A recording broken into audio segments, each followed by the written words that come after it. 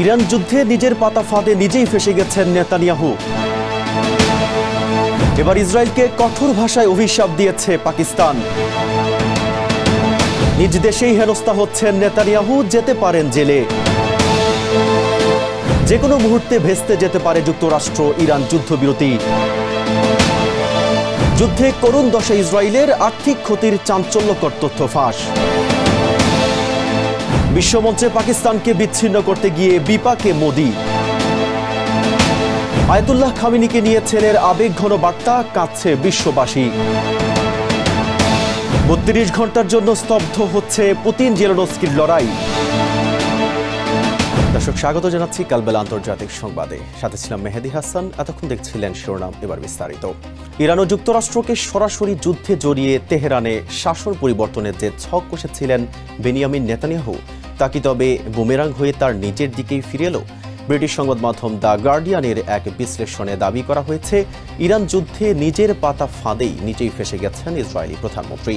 ৪০ দিনের এই বিধ্বংসী লড়াই শেষ পর্যন্ত অর্জিত হয়নি কোনো লক্ষ্য, উল্টো প্রতিদিন গড়ে $৩.৫ কোটি ব্যয়ে পঙ্গু হয়ে গেছে ইসরায়েলের অর্থনীতি।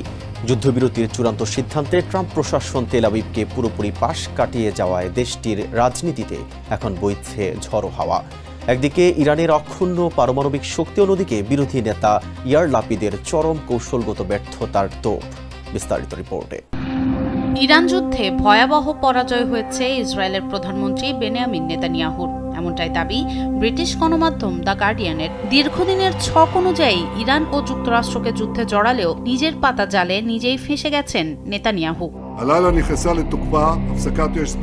যুদ্ধে জয় পরাজয় নিয়ে আলোচনার মধ্যেই নেতানিয়াহুর বড় ধরনের কৌশলগত পরাজয়ের বিষয়টি সামনে এসেছে। ৪০ দিনের এই বিধ্বংসী যুদ্ধে জয় ও ইরানে শাসন পরিবর্তনের যে স্বপ্ন নেতানিয়াহু দেখেছিলেন, মার্কিন গোয়েন্দারা তাকে শুরুতেই হাস্যকর বলে উড়িয়ে দিয়েছিলেন। বাস্তবে ঘটেছেও তাই। যুদ্ধবিরতির চূড়ান্ত সিদ্ধান্তে ট্রাম্প প্রশাসন তেল আবিবকে পুরোপুরি পাশ কাটিয়ে গেছে। ট্রাম্পের ওপর চাপ সৃষ্টি করেও শেষ রক্ষা হয়নি নেতানিয়াহুর। ইসরায়েলি গণমাধ্যমের তথ্য মতে প্রতিদিন গড়ে প্রায় $৩.৫ কোটি খরচ করে এটি ইসরায়েলের ইতিহাসের সবচেয়ে ব্যয়বহুল যুদ্ধে পরিণত হয়েছে। ফলশ্রুতিতে এই যুদ্ধ ইসরায়েলের অর্থনীতি পঙ্গু করে দিয়েছে। অথচ এত বিপুল খরচের পরও ইরানের পারমাণবিক কর্মসূচি বা IRGCর অবস্থান দুর্বল করা যায়নি, বরং লক্ষ্য অর্জনে ব্যর্থ হয়ে নেতানিয়াহু এখন চরম অভ্যন্তরীণ রাজনৈতিক ও অর্থনৈতিক সংকটের মুখে পড়েছেন। বিরোধী দলীয় নেতা ইয়ার লাপিদ একে চরম কৌশলগত ব্যর্থতা উল্লেখ করে বলেছেন, গুরুত্বপূর্ণ সিদ্ধান্তে ইসরায়েলের কোনো প্রভাবই ছিল না। এই শোচনীয় ব্যর্থতায় এখন নিজের পাতা ফাঁদে নিজেই আটকা পড়ে রাজনৈতিক ও অর্থনৈতিক সংকটে নেতানিয়াহু সরকার।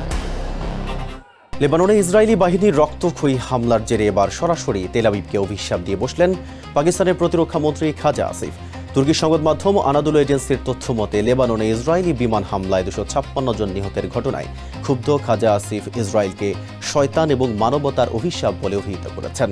এখানেই শেষ নয়। এক্সে দেওয়া এক বিস্ফোরক পোস্টে তিনি দাবি করেন, গাজা, ইরান ও লেবাননে নির্বিচারে গণহত্যা চালাচ্ছে ইসরায়েল। যারা ফিলিস্তিনের মাটিতে এই রাষ্ট্র সৃষ্টি করেছে, তারা যেন নরকের আগুনে পড়ে, এমন করা হুঙ্কারে চটেছেন খাজা আসিফ।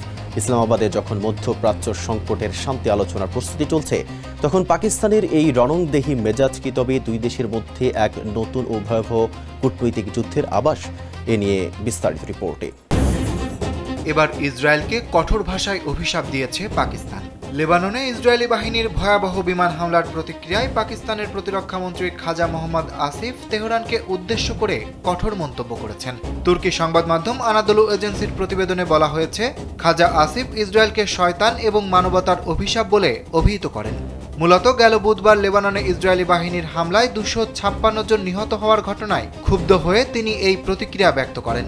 আর এতে চটে গেছেন খোদ ইসরায়েলি প্রধানমন্ত্রী বেনিয়ামিন নেতানিয়াহু। পাকিস্তানের এমন মন্তব্যের পর দুই দেশের মধ্যে চরম কূটনৈতিক উত্তেজনা তৈরি হয়েছে। ইতোমধ্যে ইসরায়েলি প্রধানমন্ত্রীর দপ্তর থেকে এমন কঠোর মন্তব্যের তীব্র নিন্দা জানানো হয়েছে। এদিকে ইসলামাবাদে যখন একটি শান্তি আলোচনার প্রস্তুতি চলছে, তখন পাকিস্তানের একজন শীর্ষ মন্ত্রীর এমন আক্রমণাত্মক অবস্থানকে ইসরায়েল তাদের রাষ্ট্রধ্বংসের উস্কানি হিসেবে বর্ণনা করেছে। খাজা আসিফ সামাজিক যোগাযোগ মাধ্যম এক্সে দেওয়া পোস্টে অভিযোগ করেন, ইসরায়েল প্রথমে গাজা, তারপর ইরান এবং এখন লেবাননে নির্বিচারে রক্তপাত ঘটিয়ে গণহত্যা চালাচ্ছে। তিনি অত্যন্ত কঠোর ভাষায় বলেন যে যারা ফিলিস্তিনি ভূখণ্ডে ইসরায়েল রাষ্ট্র সৃষ্টি করেছে তারা যেন নরকের আগুনে পড়ে। তার এই বিস্ফোরক মন্তব্য মুহূর্তেই আন্তর্জাতিক মহলে আলোচনার কেন্দ্রে চলে আসে। যুদ্ধক্ষেত্রের উত্তাপ কমতে না কমতেই এবার আদালতের কাঠগড়ায় বেনিয়ামিন নেতানিয়াহু। তবে কি এবার সত্যি কারাবরণ করতে হবে ইসরায়েলি প্রধানমন্ত্রীকে? ইরান ইসরায়েল যুদ্ধের ডামাডোলে থমকে থাকা আলোচিত সেই দুর্নীতি মামলা জরুরি অবস্থা ওঠার পর আবারও সচল হচ্ছে। আগামী রোববার থেকেই আবারও আদালতের মুখোমুখি হতে হবে তাকে। ঘুষ জালিয়াতি আর বিশ্বাস ভঙ্গের মতো গুরুতর অভিযোগে প্রথম কোনো ক্ষমতাসীন প্রধানমন্ত্রী হিসেবে এই বিচার প্রক্রিয়া নেতানিয়াহুর রাজনৈতিক ভবিষ্যৎকে চরম ঝুঁকির মুখে ঠেলে দিয়েছে। আদালত সাফ জানিয়ে দিয়েছে সপ্তাহে 4 দিন নিয়মিত চলবে শুনানি। একদিকে লেবানন সীমান্তে নতুন যুদ্ধের হুমকি, অন্যদিকে সোজা কারাগারে যাওয়ার শঙ্কা। দুই আগুনের মাঝখানে দাঁড়িয়ে দাপুটে এই নেতা কি পারবেন তার গদি আর রাজনৈতিক অস্তিত্ব রক্ষা করতে? এ নিয়ে বিস্তারিত রিপোর্টে। এবার নিজ দেশেই বিপাকে পড়ছেন ইসরায়েলের প্রধানমন্ত্রী বেনিয়ামিন নেতানিয়াহু। এমনকি জেলেও যেতে হতে পারে নেতানিয়াহুকে। ইরানের সাথে রক্তক্ষয়ী যুদ্ধের ডামাডলে থমকে যাওয়া সেই আলোচিত দুর্নীতি মামলা আবারও সচল হচ্ছে। গত 28 ফেব্রুয়ারি ইরান ইসরায়েল পাল্টাপাল্টি বিমান হামলার পর দেশ জুড়ে জারি হওয়া জরুরি অবস্থা বুধবার তুলে নেওয়া হয়। এর ফলেই থমকে থাকা বিচারিক কার্যক্রম সচল করার সিদ্ধান্ত নিয়েছেন ইসরায়েলের আদালত। আগামী রোববার থেকে আবারও কাঠগড়ায় দাঁড়াতে হবে ইসরায়েলি প্রধানমন্ত্রীকে। প্রথম কোনো ক্ষমতাসীন প্রধানমন্ত্রী হিসেবে 2019 সালে তার বিরুদ্ধে ঘুষ জালিয়াতি ও বিশ্বাস ভঙ্গের অভিযোগ আনা হয়, যদিও তিনি বরাবরই তা অস্বীকার করেছেন। তবে দোষী সাব্যস্ত হলে কারাবরণ হতে পারে সুনিশ্চিত। ট্রাম্প প্রশাসন পাশে দাঁড়ালেও খোদ ইসরায়েলের বিচার বিভাগ এখন হার্ড লাইনে। সপ্তাহে 4 দিন নিয়মিত শুনানি চলবে বলে সাফ জানিয়ে দিয়েছে আদালত। দোষী সাব্যস্ত হলে গদি হারানোই নয়, সোজা কারাগারে যেতে পারেন এই দাপুটে নেতা। একদিকে লেবাননের সীমান্তে নতুন যুদ্ধের হুমকি, অন্যদিকে আদালতের কাঠগড়া। দুই আগুনের মাঝখানে দাঁড়িয়ে এখন নেতানিয়াহুর রাজনৈতিক অস্তিত্ব। এই বিচার প্রক্রিয়ায় এখন নির্ধারণ করবে নেতানিয়াহুর রাজনৈতিক ভবিষ্যৎ। যুক্তরাষ্ট্র ও ইরানের মধ্যকার বহুল আলোচিত সেই 2 সপ্তাহের যুদ্ধবিরতি কি তবে কার্যকর হওয়ার 48 ঘন্টা পার হওয়ার আগেই ভেস্তে যাচ্ছে? লেবানন ভূখণ্ডে ইসরায়েলি বাহিনীর অব্যাহত সামরিক অভিযান এখন এই শান্তি প্রক্রিয়াকে ঠেলে দিয়েছে চরম অনিশ্চয়তার মুখে। গত বুধবার লেবাননে ইসরায়েলের চালানো ভয়াবহ ও রক্তক্ষয়ী হামলায় অন্তত 256 জনের প্রাণহানির ঘটনায় আন্তর্জাতিক মহলে বইছে নিন্দার ঝড়। বিশ্লেষকরা আশঙ্কা করছেন, একদিকে যখন ওয়াশিংটন ও তেহরান সংঘাত থামানোর চেষ্টা করছে, অন্যদিকে ইসরায়েলের এই বিধ্বংসী হামলা পুরো সমঝোতাকেই তাসের ঘরের মতো গুঁড়িয়ে দিতে পারে। এই উত্তপ্ত পরিস্থিতির মধ্যেই মার্কিন পররাষ্ট্র দপ্তর জানিয়েছে, সংকট নিরসনে আগামী সপ্তাহে ওয়াশিংটনে আলোচনায় বসতে পারে ইসরায়েল ও লেবানন। বিস্তারিত রিপোর্টে। যে কোনো মুহূর্তে ভেস্তে যাওয়ার শঙ্কায় যুক্তরাষ্ট্র ইরান যুদ্ধবিরতি। লেবাননের ভূখণ্ডে ইসরায়েলি বাহিনীর অব্যাহত সামরিক অভিযানের কারণে যুক্তরাষ্ট্র ও ইরানের মধ্যে সম্পাদিত 2 সপ্তাহের সাময়িক যুদ্ধবিরতি চুক্তিটি এখন খাদের কিনারায়। ওয়াশিংটন ও তেহরানের মধ্যে এই সমঝোতা কার্যকর হওয়ার 48 ঘন্টা পার হওয়ার আগেই লেবাননে নতুন করে ভয়াবহ হামলা চালিয়েছে ইসরায়েল, যা আন্তর্জাতিক মহলে গভীর উদ্বেগের সৃষ্টি করেছে। বুধবারের এই রক্তক্ষয়ী হামলায় 256 জন মানুষ প্রাণ হারিয়েছেন। যুদ্ধবিরতি থাকা সত্ত্বেও এমন বড় ধরনের সংঘাত চলতে থাকলে শান্তি প্রক্রিয়া যে কোনো সময় ভেস্তে যেতে পারে বলে আশঙ্কা করছেন বিশ্লেষকরা। এই উত্তপ্ত পরিস্থিতির মধ্যেই মার্কিন পররাষ্ট্র দপ্তরের এক কর্মকর্তা জানিয়েছেন, জীবন অবাক না করলে কে করবে? 28% মিল্ক ফ্যাটের অবাক করার সাথে ফ্রেশ মিল্ক পাউডার। জীবন অবাক করুক প্রতিদিন। সংকট নিরসনে আগামী সপ্তাহে ওয়াশিংটনে ইসরায়েল ও লেবানন আলোচনার টেবিলে বসবে। ইরান ও লেবাননের সঙ্গে টানা 40 দিনের বিধ্বংসী যুদ্ধ কি তবে আধুনিক ইসরায়েলের আর্থিক মেরুদণ্ড ভেঙে দিচ্ছে? সম্প্রতি ফাঁস হওয়া এক চাঞ্চল্যকর তথ্যে দেখা যাচ্ছে, এই যুদ্ধে তেল আবিবের প্রাথমিক ব্যয়ের পরিমাণ দাঁড়িয়েছে আকাশচুম্বী $17.5 বিলিয়ন, যা স্থানীয় মুদ্রায় প্রায় 54 বিলিয়ন শেকেল। ইসরায়েলি সংবাদ মাধ্যম চ্যানেল 12-এর প্রতিবেদনে বলা হয়েছে, সামরিক অভিযান আর রিজার্ভ সৈন্যদের ভাতার পেছনেই সিংহভাগ অর্থ খরচ হয়ে গেছে। তবে শুধু যুদ্ধক্ষেত্রেই নয়, বেসামরিক খাতেও ক্ষয়ক্ষতির পরিমাণ বিশাল। ঘর বাড়ি ও ব্যবসা প্রতিষ্ঠানের ক্ষতিপূরণ চেয়ে জমা পড়েছে প্রায় 28,000 আবেদন। ইসরায়েলি অর্থ মন্ত্রণালয়ের হুঁশিয়ারি, $17 বিলিয়ন তো কেবল শুরু। জিডিপির বিশাল ক্ষতি আর দীর্ঘমেয়াদী পুনর্গঠন ব্যয় যুক্ত হলে এই বোঝা নিয়ন্ত্রণের বাইরে চলে যেতে পারে। যুদ্ধবিরতির গুঞ্জনের মাঝেও এই অর্থনৈতিক ধস কি তবে ইসরায়েলকে এক চরম অনিশ্চয়তার মুখে ঠেলে দিল? এ নিয়ে বিস্তারিত রিপোর্টে। ইরান ও লেবাননের সঙ্গে টানা 40 দিনের যুদ্ধে ইসরায়েলের আর্থিক মেরুদণ্ড ভেঙে পড়ার উপক্রম হয়েছে। ভয়াবহ এই যুদ্ধে ইসরায়েলের আর্থিক ক্ষতির একটি চাঞ্চল্যকর তথ্য এবার ফাঁস হয়েছে। ইসরায়েলি সংবাদ মাধ্যম চ্যানেল 12-এর প্রতিবেদন অনুযায়ী দেশটির অর্থ মন্ত্রণালয় এই যুদ্ধের প্রাথমিক ব্যয় প্রাক্কলন করেছে প্রায় 17.5 বিলিয়ন ডলার, যা ইসরায়েলি শেকেলে 54 বিলিয়ন। এর মধ্যে সরাসরি সামরিক অভিযান, মারণাস্ত্র এবং কয়েক লাখ রিজার্ভ সৈন্যের ভাতার পেছনেই ব্যয় হয়েছে 12.9 বিলিয়ন ডলার। বেসামরিক খাতেও ক্ষতির পরিমাণ বিশাল। ক্ষতিগ্রস্ত ঘরবাড়ি, যানবাহন ও যন্ত্রপাতির জন্য ইতিমধ্যে প্রায় 28,237টি ক্ষতিপূরণের আবেদন জমা পড়েছে। তেল আবিব, বীরশেবা ও ডিমোনার মতো শহরগুলোতে স্থাপনা পুনর্গঠন ও ব্যবসায়িক ক্ষতিপূরণ দিতেই সরকারকে আরও প্রায় 4 বিলিয়ন ডলার ব্যয় করতে হবে।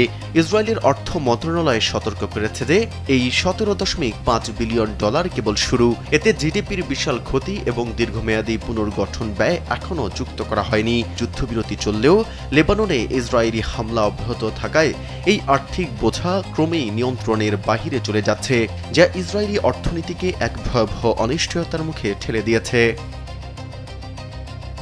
ইরান যুক্তরাষ্ট্রের 2 সপ্তাহের যুদ্ধবিরতিতে ইসলামাবাদের মধ্যস্থতা কি তবে বিশ্বমঞ্চে দিল্লির কূটনৈতিক সমীকরণকে চ্যালেঞ্জের মুখে ফেলে দিল? পাকিস্তানের সক্রিয় ভূমিকায় আসা এই যুদ্ধবিরতিকে ভারত স্বাগত জানালেও পুরো ঘটনা প্রবাহে নয়াদিল্লির রহস্যময় নীরবতা এখন বড় প্রশ্ন হয়ে দাঁড়িয়েছে। যেখানে বিশ্ব নেতারা ইসলামাবাদের এই প্রচেষ্টার প্রশংসা করছেন, সেখানে ভারতের পররাষ্ট্র মন্ত্রণালয়ের বিবৃতিতে একবারের জন্য আসেনি পাকিস্তানের নাম। বিষয়টি নিয়ে ভারতের অভ্যন্তরেও শুরু হয়েছে তীব্র রাজনৈতিক বিতর্ক। বিরোধী দলগুলো একে কূটনৈতিক ব্যর্থতা হিসেবে আখ্যা দিলেও পররাষ্ট্রমন্ত্রী এস জয়শঙ্কর সাফ জানিয়ে দিয়েছেন, ভারত কোনো ব্রোকার নেশন বা মধ্যস্থতাকারী হতে চায় না। কিন্তু পাকিস্তানের এই কূটনৈতিক সাফল্য আর ভারতের উপেক্ষা কি তবে দক্ষিণ এশিয়ার ভূ রাজনীতিতে নতুন কোনো মেরুকরণের আভাস? এরই বিস্তারিত রিপোর্টে। Here's the situation.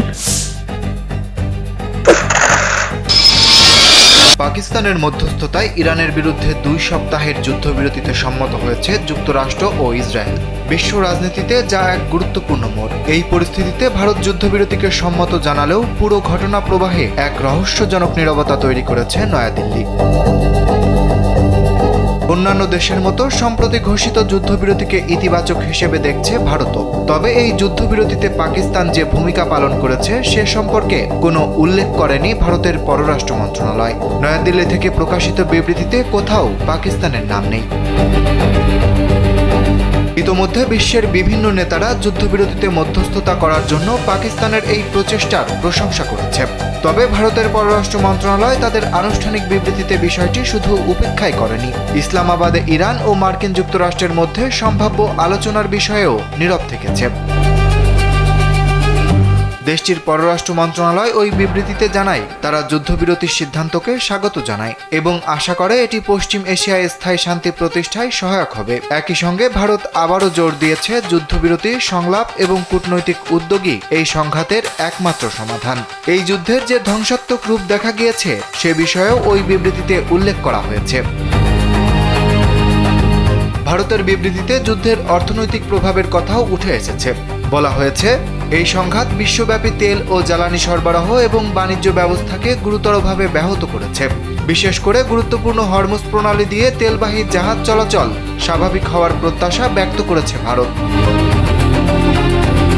এর আগে পাকিস্তান যখন এই সংকটে মধ্যস্থকারীর ভূমিকা নেওয়ার আগ্রহ দেখায়, তখন থেকেই ভারতের অভ্যন্তরে রাজনৈতিক চাপ বাড়তে থাকে। বিরোধী দলগুলো একে ভারতের জন্য কূটনৈতিক ব্যর্থতা বা আঘাত হিসেবে আখ্যা দেয়। এ প্রসঙ্গে পররাষ্ট্রমন্ত্রী এস জয়শঙ্কর স্পষ্ট করে বলেন, ভারত কোনোভাবেই ব্রোকার নেশন বা মধ্যস্থকারী ভূমিকা নিতে চায় না। এদিকে ভারতের পররাষ্ট্র মন্ত্রণালয়ের বিবৃতিতে এই যুদ্ধবিরতিতে মধ্যস্থকারী হিসেবে পাকিস্তানের ভূমিকার কথা না থাকলেও দেশটির বিরোধী রাজনৈতিক দল, সাংবাদিক ও বিশ্লেষকরা ভিন্ন মত পোষণ করেন। তাদের অনেকেই এই বিষয়ে পাকিস্তানের ভূমিকার প্রশংসা করেছেন এবং প্রধানমন্ত্রী নরেন্দ্র মোদীর সরকারের কূটনীতির সমালোচনা করেছেন। অরিত্র বাসু, কালবেলা। ইরানের সাবেক সর্বোচ্চ নেতা আয়াতুল্লাহ আলী খামেনির শাহাদাতের 40 দিন পূর্ণ হলো আজ। এই শোকাতুর মুহূর্তে বিশ্বজুড়ে খামেনি ভক্তদের মাঝে বইছে শোকের ছায়া। বাবার মৃত্যুবার্ষিকীকে কেন্দ্র করে সামাজিক যোগাযোগ মাধ্যমে এক আবেগঘন বার্তা দিয়েছেন ইরানের বর্তমান সর্বোচ্চ নেতা মোস্তফা খামেনি। গত 28 ফেব্রুয়ারি মার্কিন সামরিক বাহিনীর অপারেশন এপিক ফিউরি এবং ইসরায়েলি বাহিনীর অপারেশন বোয়ারিং লায়ন এর ভয়াবহ হামলায় নিহত হন আলী খামেনি।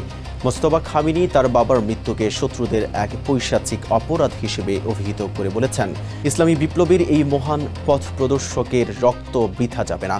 2 দশকের পরমাণু উত্তেজনা আর মাত্র 21 দিনের ব্যর্থ আলোচনার পর শুরু হওয়া সেই রক্তক্ষয়ী যুদ্ধের স্মৃতি কি তবে আজও কাঁদাচ্ছে পুরো ইরানকে? মোস্তফার এই বার্তা কি তবে প্রতিরোধের নতুন কোনো ইঙ্গিত? এ নিয়ে বিস্তারিত রিপোর্টে। ইরানের সর্বোচ্চ নেতা আয়াতুল্লাহ আলী খামেনির শাহাদাতের 40তম দিন পূর্ণ হলো। আর এই প্রেক্ষাপটে তাকে স্মরণ করে বিশেষ বার্তা প্রদান করেছেন তার ছেলে এবং দেশটির বর্তমান সর্বোচ্চ নেতা মোস্তফা খামেনি। বৃহস্পতিবার সামাজিক যোগাযোগ মাধ্যম এক্সে দেওয়া এক পোস্টে মোস্তফা খামেনি তার পিতা আয়াতুল্লাহ খামেনির মৃত্যুকে সরাসরি শত্রুদের ভয়াবহ অপরাধ হিসেবে আখ্যায়িত করেন। তিনি বলেন, ইসলাম ও ইরানের শত্রুদের পৈশাচিক হামলায় ইসলামী বিপ্লবের নেতা, উম্মার পথপ্রদর্শক এবং প্রতিরোধের গুরু খামেনির শাহাদাতের আজ 40তম দিন পূর্ণ হল। গেল 28 ফেব্রুয়ারি যুক্তরাষ্ট্র ও ইসরায়েলের শুরু করা যৌথ সামরিক অভিযানে খামেনি নিহত হওয়ার পর থেকে ইরান এক গভীর সংকটের মধ্য দিয়ে যাচ্ছে।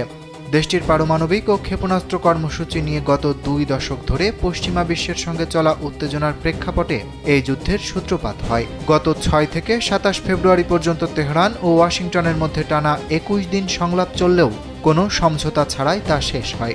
এর পরদিন 28 ফেব্রুয়ারি মার্কিন সামরিক বাহিনী ইরানে অপারেশন এপিক ফিউরি এবং ইসরায়েল একই সঙ্গে অপারেশন রোয়ারিং লায়ন শুরু করে। যুদ্ধের প্রথম দিনেই আয়াতুল্লাহ আলী খামেনি সহ ইরানের কয়েকজন নেতা নিহত হন।